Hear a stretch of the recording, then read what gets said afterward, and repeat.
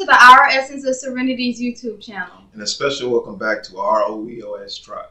In today's video, we will be talking about the importance of honoring your ancestors, and we will also be giving you ways in which we honor our ancestors.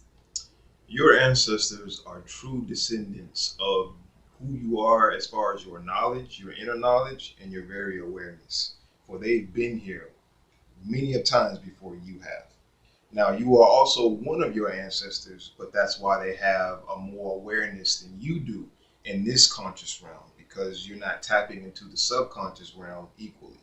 Meaning, when you go to sleep, you tap into a particular realm that you reside from, and you have no recollection of this. Now, you may have dreams, and you may interpret these dreams as certain messages, but overall, you are tapping into a world that you come from. So when it comes to your ancestors, you have to realize and respect the fact that they walked the very soil that you're walking on now. They've seen what you've seen. They've experienced what you've experienced. And when you don't know how to accept that as a true natural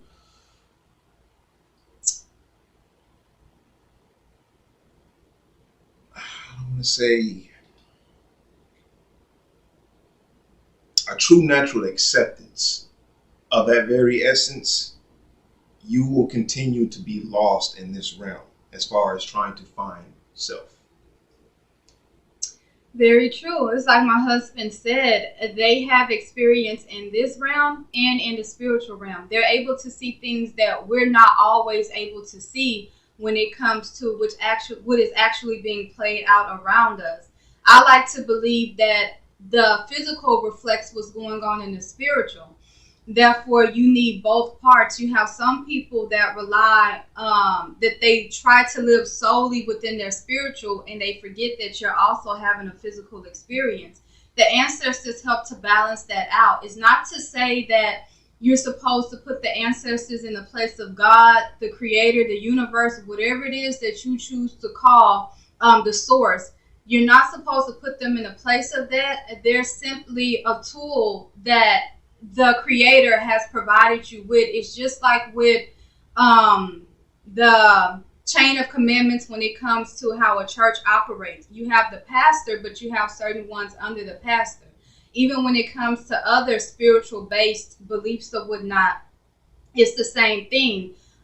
So the ancestors, a lot of people, when they hear someone say honor your ancestors, and I won't say a lot of people, because you actually have a lot of people nowadays that are getting more so into honoring their ancestors. But you have some people, when they hear that, they automatically deem it as being evil, because in their minds, what they're hearing is, I'm supposed to see my ancestors as God. And that's not the case. You're supposed to walk with your ancestors. Your ancestors bless you, and you also bless your ancestors. And like I said, we'll get into ways in which you can honor / bless your ancestors.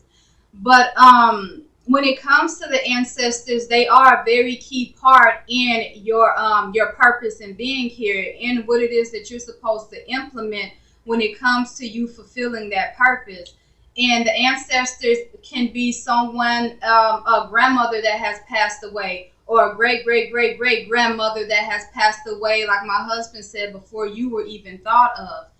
But with that being said, look at your ancestors like this. As I mentioned in our previous video, you may have had a grandparent that you will go to for advice.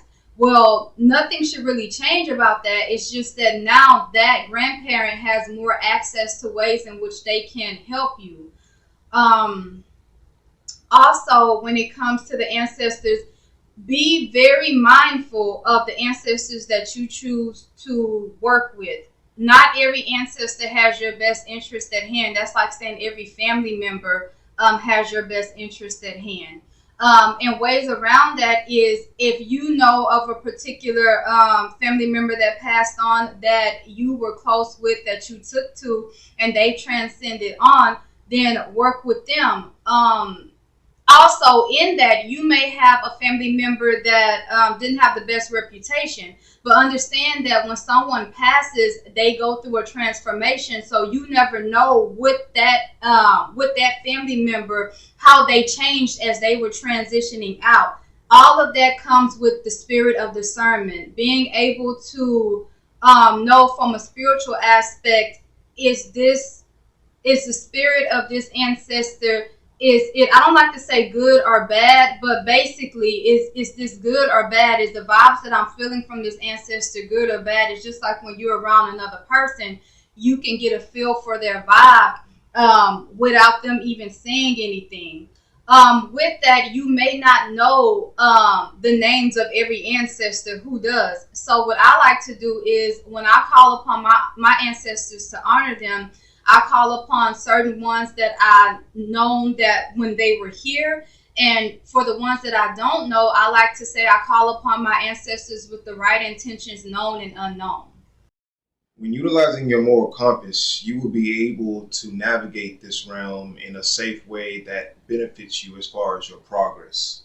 When you utilize your essence, your inner essence, it is an awareness that will show you what you need to know as you take each step when it comes to paths that you may intersect with, when it comes to people, when it comes to endeavors, when it comes to trials, when it comes to anything that you will see as a benefit to grow. You will be tested in trusting in your intuition. Now, you'll naturally know this essence because it's just like the Queen was mentioning earlier. When you come across certain spirits, or when you come across your particular ancestors that you're not familiar with, you'll be able to feel the same things that you feel when it comes to a particular person that you never met before. Before, like the Queen also said earlier, as far as before they even speak, before a word comes out of their mouth, you'll be able to know exactly their intentions and what they're all about. So when utilizing that same method, it's just like when you've had a crazy day. I'm talking one of those stressful days to where it's like you don't know how you're going to handle it, but you know it's going to get done. And as you're doing this, you are literally driving. You're literally driving down the road. You're hitting stop signs. You're hitting stoplights. You're going through cars intersecting from lane to lane, and you don't get into one wreck, but you get to your destination. You ever wondered why that was? It's because your intuition. And on top of that, you also have your ancestors that take control of that, because your conscious mind is the one that's pondering and wondering on all these things that you're going through in these particular moments. But the subconscious is what taps in that got you from where you were to where you are now, safely. So it's the same thing when you navigate through your soul, when you through your path rather with your soul, because you'll realize that with the inner awareness that I have and all the knowledge that I'm having to re-tap into from my ancestors is going to better show me what I've been through, what I'm going through right now, and where I want to go. You will get to a point to where certain things that should be revealed to you within the living, your ancestors will actually show you, whether it be through utilizing the language that you're familiar with, which is English, whether it be a feeling or it be a very vision.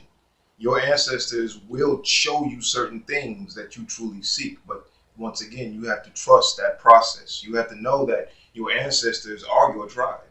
And when you acknowledge your tribe, you have a better confidence. You have a better protection that tells you and shows you where you need to be. Right. And for those who've never worked with their ancestors, you may click off of this video and call upon your ancestors and be like, okay, nothing has happened. It's just like we mentioned in the previous video about gemstones. Now, for some of you, you may do that and something may happen in that moment. But with that being said, for the ones who may be like, okay, I guess they don't want to work with me, or I guess this is not true or whatnot when it comes to my spiritual path. But know this, it's what you give. Think of it like this. If someone is not giving you attention, you're going to eventually pull back from that person.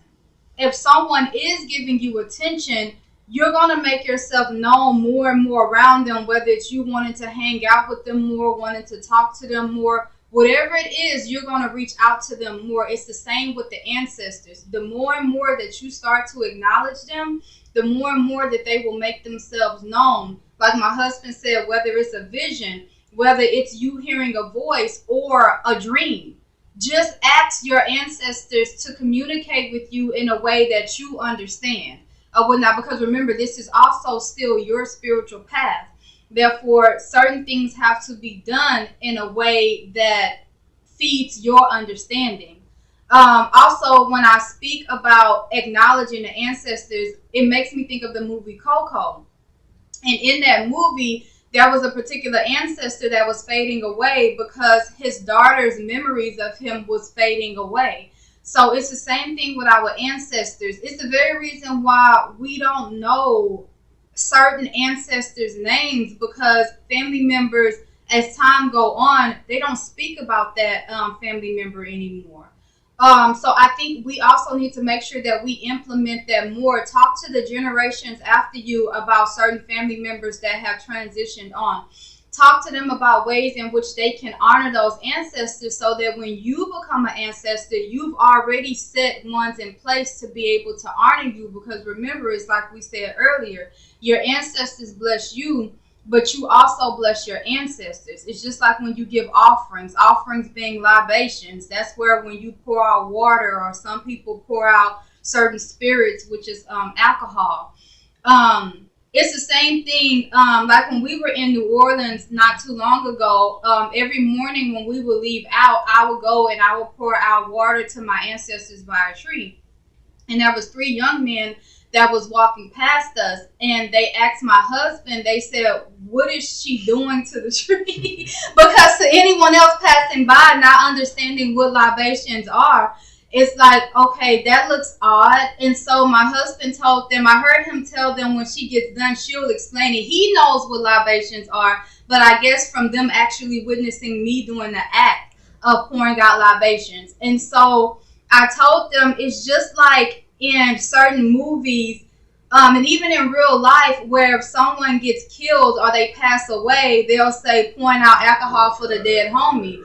Once again, it's just like my husband said, when we come here, we already come here with what it is that we need to be equipped with. It's just that we have to go through a lifetime of remembering what it is. So I say that to say that actually stems from our spirituality. That's actually pouring out libations. You're honoring them. You're blessing them. That water holds energy. Just like when people burn ancestor money, someone may see it as, okay, you're just burning paper. No, that represents energy. If I take a gemstone and I hold it and I speak something into it, I'm speaking energy into that gemstone. You may not be able to see it, but energy is energy. Another way to honor your ancestors is setting up an ancestor altar. At our home, we actually have, or in our home, we actually have a room that's our sacred space that's dedicated to our altars. We have our altars set up in there, one of the altars being each of us having an ancestor altar. And we go to that altar, and I don't like to use I'm starting to break away from the term pray, only because certain words that sound like certain words that have a negative connotation, I don't like that. So lately I'll say lifting something up, lifting it up. So I'll go there and basically I'll talk to my ancestors. I'll bless them with offerings. It's just like in church when you give offerings. Once again, you may not see God come and take that money and spend it, but you're giving energy. It's the same thing when I put offerings on my ancestor altars. Just like you may have a grandparent, a parent, or whoever that passed on, and you may know that they love Coca-Cola or they love potato chips or something, then you have that to be able to utilize to know that this is an offering that I know that this ancestor likes and they'll actually take. It's like if I'm asking them to do something for me, then I need to give them something. If you go to work, what makes you be more dedicated to that job is that you know you're going to get your paycheck in 2 weeks. So yeah, I agree. When it comes to acknowledging your ancestors, when it comes to connecting with them, when it comes to even embracing them, one of the key factors to strengthen that connection is meditation. When you turn everything off, when you silence everything, when you tend to tap more into yourself, you'll be able to feel and see certain frequencies. Like you'll literally see certain light orbs that will represent your actual ancestors or spirits around you that may just want to communicate with you, or your ancestors wanting to relay a message. I have my ancestors visit me all the time because I meditate every day, and through these meditations, they become more naturally rooted to why I'm here, because I don't have to go through a particular process to get myself to that particular point. I know how to get right to that particular Zen mode to see and hear and feel and whatever I need to take in within that very moment. When it comes to my ancestors, I have had many visits, as I mentioned before, through animals that have a way of justifying their very existence, showing me signs through synchronicities, showing me images through other aspects that aren't necessarily on my path, but certain things to look out for as far as lessons, so that way I don't have to encounter that on my path. My ancestors are very universal to the knowledge that they possess. And the more I acknowledge that, the more I tend to realize that unlearning what I've learned is very potent and very crucial when it comes to breaking away from things that have been done to you, whether it be what you've been taught, whether it be what you experience, whether it be people that you've been connected with. You'll know how to handle those things and move forward or upwards instead of having to be pulled down or backwards. And also, just really quick on the meditation part, because I know some people say some people have difficulties meditating. The first time that I knowingly meditated was when me and my husband was dating. It was actually at his place, and he helped me with meditation. I had my eyes closed, and he was telling me certain things to envision. And then after some time, it's like I kind of went off into a meditation. It's like his voice faded. For me, when I'm doing that, if I'm sitting up and I'm meditating, when I get done, and typically for most who meditate, you feel tired. I don't like feeling tired. So what I typically do is and this is only for people that can meditate, that won't fall back to sleep. If maybe in the mornings when I wake up, but I'm still laying in bed, or at night, what I'll do is I'll go into a meditative state, because it's easier when you're in between being awake and being asleep. So what I'll do some mornings is when I'm feeling myself wake up, I'll let myself know, okay, obviously I'm becoming more and more aware of this physical realm, but I won't let myself completely wake up, and I'll actually take that time to get clarity on certain things. I may ask my ancestors certain questions about this or certain questions about that in my life and just in the world, period. And because I'm not fully distracted by being fully awake, it's easier for me to get those answers. Now, sometimes when I come out of it, I can remember what I asked and what I was told, and sometimes I can't, but it's still stored up in my subconscious even if I can't remember. What else? Basically, when it comes to your ancestors, don't be afraid to work with your ancestors. Don't be afraid to call upon your ancestors. Once again, if you had a parent, more than likely you were not afraid of your mom coming to your house. Therefore, don't. And when she would come to your house, when she was in this realm, she was still a soul. Therefore, the only difference now when you call upon her, if she's transitioned on, is now it's just the soul showing up and not the flesh. Also, another way to make it easier to draw your ancestors in is make sure that your home is clean. If you go to someone's house, more than likely you're not really going to want to go to their house if they keep a filthy house. And that's coming from once again, we are a soul. That's coming from your soul just not taking to going up into a filthy house. Also, spiritually cleanse your home. Burn Palo Santo. Speak certain affirmations in your home at least once a week. Go through your home and cleanse your home so that those ancestors will be more drawn to come into your home and will be more drawn to you. That's true. That is very true. The vibrations that are felt when you do that it takes your meditation to a whole nother level. And one key thing that I've noticed when people ask me, how do you know if I'm meditating? Well, how do I know if I'm meditating right? I would tell them that once you're in the right headspace and your mind is at a particular point to where the soul can take over and you're getting what you need to get out of that meditation, you will tend to have the urge to want to scratch, or you'll feel this particular thing that wasn't even there at first, and now it's like, I just want to get at it. What's happening is your body is noticing that there's something happening. It's the same thing that happens when you astral project when you sleep, for those who know how and those who are aware of that. You will know, your body will know, okay, this particular mode, the subconscious has taken over. But if you're awake and you're meditating and you're trying to tap, or you're attempting to tap into that other realm, your body is trying to figure out, okay, is the soul still here, or what's going on? So once the more you meditate, like I said, you'll get to the point to where you'll know how to go there like that. But as you're gradually getting to that point, when you start getting those urges, fight through them. Don't scratch it, because when you don't scratch it, you're telling your mind to, it's cool. Just, you're letting it just go with the flow, go with the process, to where it allows the soul to do what it needs to do. And then when doing that, you will realize that it will slowly fade away. And that's when you're getting deeper and deeper into that meditation, to where you'll feel certain vibrations. Like, it's different for everybody. All I know is, for me, I feel vibrations from within myself and outside myself.